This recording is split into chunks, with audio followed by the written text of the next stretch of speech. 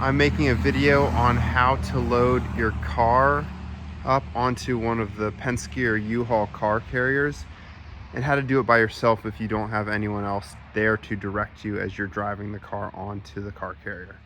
So this is how we do it. Some items that you want to have set up already: have the straps laid out like this, push them to the edge so that it's flat on both sides, just like that, and then pull out both of the ramps right there.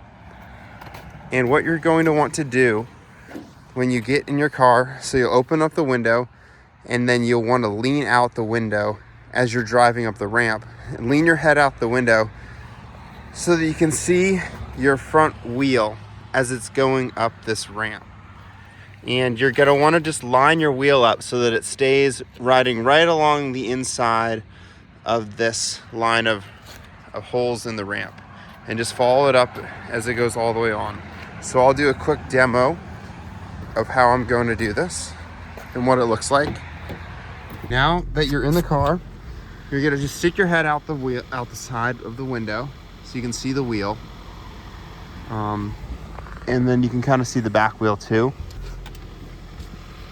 And just going to steer so that it lines up with the holes right there. So you can see as I'm kind of hugging the inside of that line, and then you can kind of look back and you can line it up as you're coming on, but just hug the inside of the line, and you know that if you're staying on the line, the other side of the car is also staying on the line.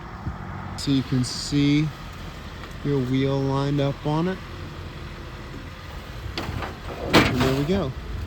Just now that we're on, you can see we're just still following that line.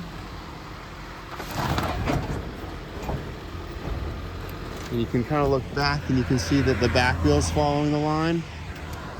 And just drive up until it hits the front bumper.